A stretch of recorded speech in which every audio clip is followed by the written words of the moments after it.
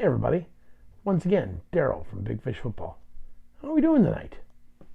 Just gave the Super Bowl preview. Love to know what you think. Give me a like and subscribe and comments. Love the comments.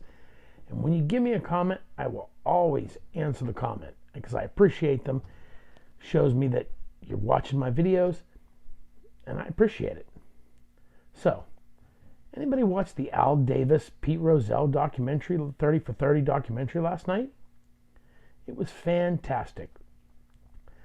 I didn't think I was going to like the CGI of Al Davis and Pete Rozelle, but with the way they narrated the story with Rozelle and Davis throughout the whole thing, I really loved it.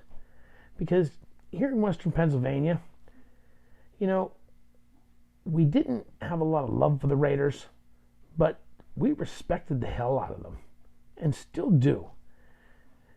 Even now, I'm 47 years old. And last year when they played in Oakland, in 2019 season, I was excited. It was Raiders-Steelers.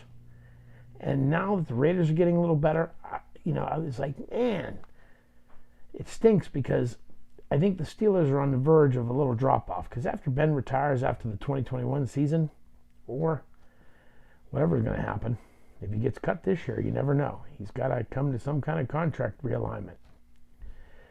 I would love to see, wouldn't everybody love to see Steelers and the Raiders in the AFC Championship again, battling for a shot to go to the Super Bowl?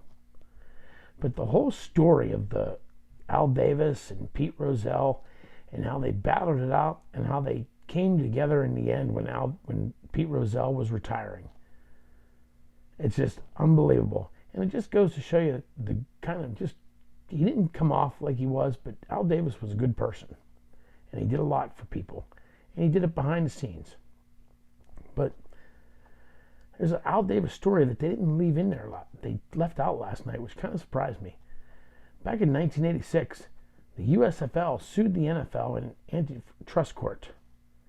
And they won. That's the famous $1. $1 they won.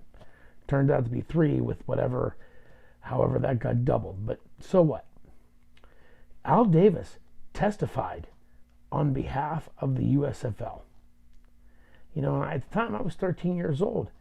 And I remember saying to my dad, I was like, what's going to happen?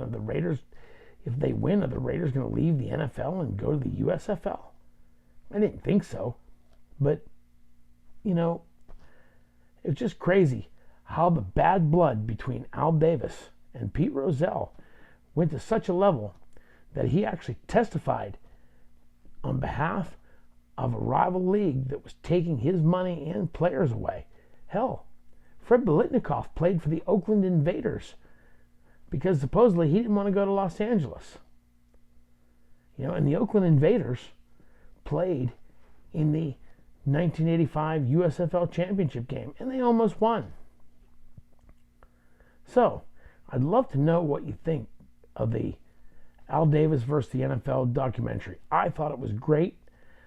I thought the filmmaker, Rogers, he did a fantastic job. This is third 30 for 30, and I've loved them all.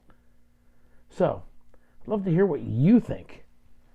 So if you give me a like and subscribe and comments, and just keep those comments coming, and we'll talk forever. So, thanks a ton.